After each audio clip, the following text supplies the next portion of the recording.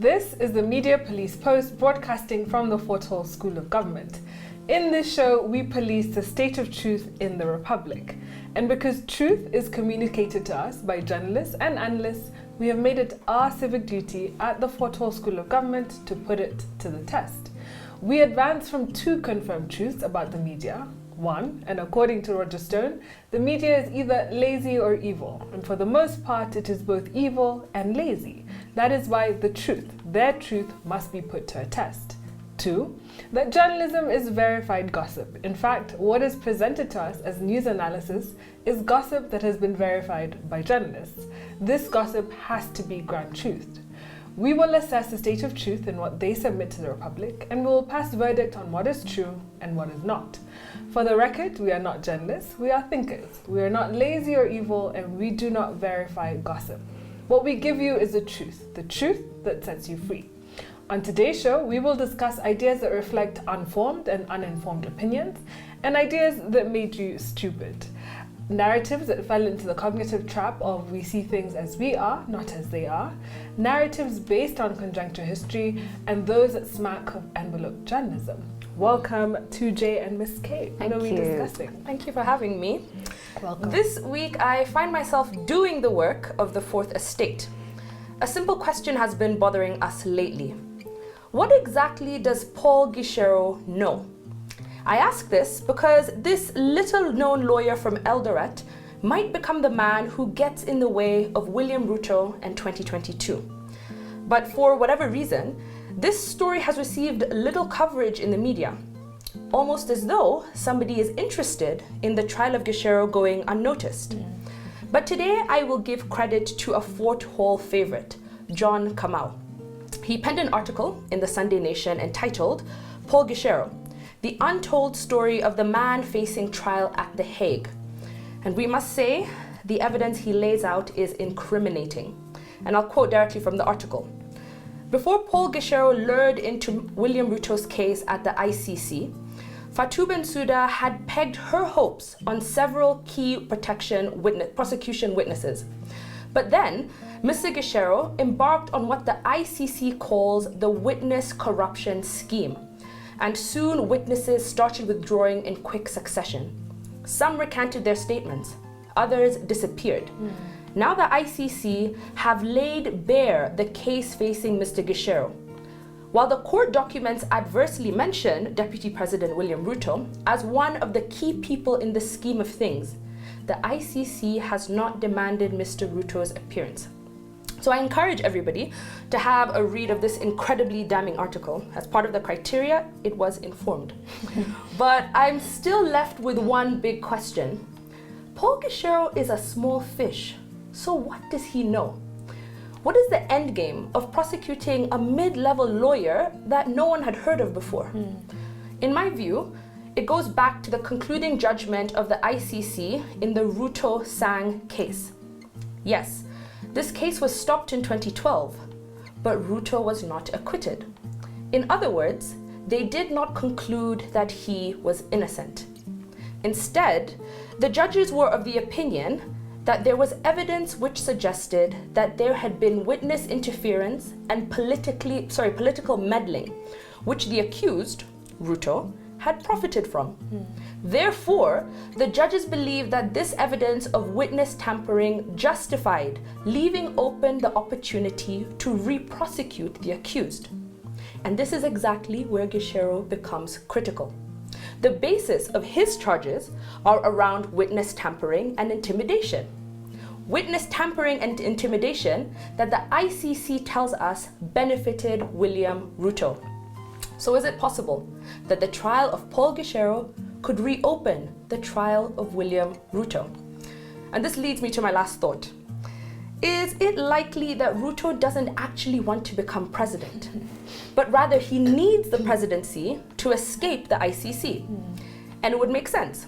After all, Article 143 of the Constitution provides protection for the president against any legal proceedings.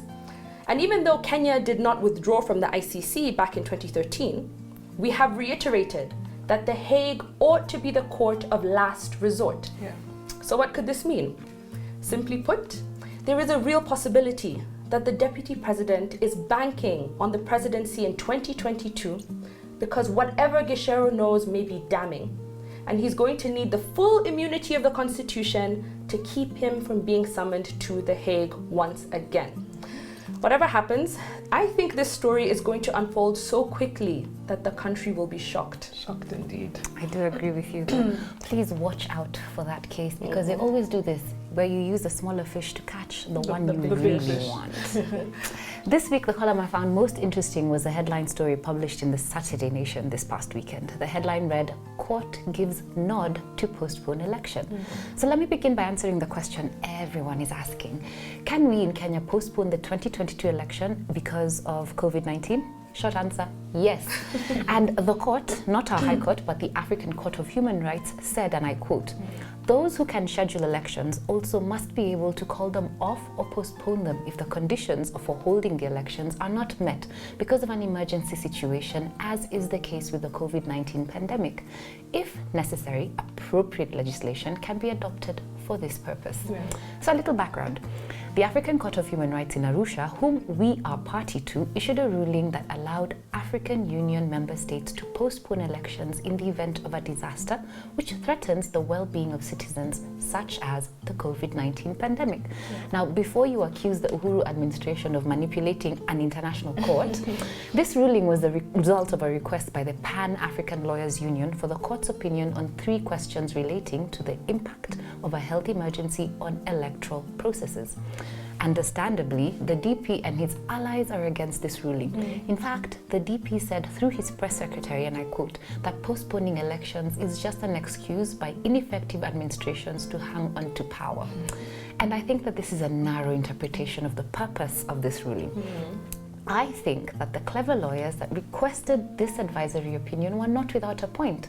And the point by the clever lawyers is this: the measures taken by governments to protect the right to life have had the practical effect of constraining democratic competition. And what are these measures? Limitations to the rights of freedom of movement, freedom of assembly, freedom of association, and freedom of information.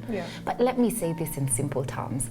Since March last year, we have been unable to leave our houses, meet our families, go to church, or to work, or to have meetings with many people. Now, if you cannot do these simple things, how can you have effective political campaigns, or even go to a public place to vote? And you know how crowded polling stations get during elections. But since the ruling was all about the DP and will not affect the 13 other countries that are scheduled to hold elections, let us have the elections. Let it trigger the 4th or 5th wave of the pandemic, just so we can meet a constitutional deadline. And I fear how shallow the 4th estate is. It will be interpreted such a way. Imagine. So I read an interesting article in the Sunday Nation. It was called "The Big Lie of DP's Non-Tribal Poll Platform" by Otieno. In it, he tells us that the so-called Hustler Nation is an opportunistic, ethnic-based coalition, all but in name. And I agree with this. Content-wise, RUTO is not proposing, in his words, a superior economic transformation idea. Otieno tells us it is playing by the same rules as any other ethnic coalitions, and it has a core ethnic base from which it is negotiating with some and excluding others. So suppose for a microsecond that RUTO becomes the 5th president of Kenya's republic. It will be his moment to put his money where his mouth is. After campaigning as Robin Hood, do we believe that RUTO will take from the rich and give to the poor? What will be this bottom-up economic miracle that he will perform in 2022 for the nation? So a scene from George Orwell's Animal Farm came to mind, in which Napoleon gives a speech. He says, "Comrades, you do not imagine that we pigs are doing this in a spirit of selfishness and privilege. Many of us dislike milk and apples. I dislike them myself. Our sole object in taking these things is to preserve our health. Milk and apples are necessary to the well-being of a pig. We pigs are brain workers. The whole management and organization of this farm depend on us. We are watching over your welfare. It is for your sake that we drink the milk and eat those apples." Like Napoleon, RUTO will tell the Hustler Nation that he must continue with the status quo, that it will be in their best interest to do so. So Otieno is 100% right in observing that the deputy president is not changing the narrative around the next elections from, in his words, ethnic mobilization to some unprecedented economic policy debate. RUTO wants Kenyans to believe that tribe is bad, yet tribe is the basis for which humans have aligned and survive. Tribe is a community that comes together to survive against a common enemy when needed. So as we enter the electoral season, what does Mr. RUTO mean when he calls you a hustler? If you're not a hustler, are you automatically a dynasty? Mr. RUTO has not defined what he means. He throws it into dialogue and leaves it for you to decipher as you see fit. It is the same confusion that surrounds bottom-up economics. It can mean something and nothing to everybody simultaneously. From where we sit, a hustler presidency will be society where some hustlers will always be more equal than others. The more you will be told that things are changing, the more they stay the same. And let me just add, there is something to be commended about Kenya's slow but steady progress. So who is that person that can take us to the next incremental step? I couldn't agree with you more. Thank you. I think at the end of that, you look into the mirror and see that he's exactly the same as the people you're trying to think he's not. Exactly. Thank you for joining us on the Media Police Post. Fourth Estate and the public, we've put you on notice. See you next Monday.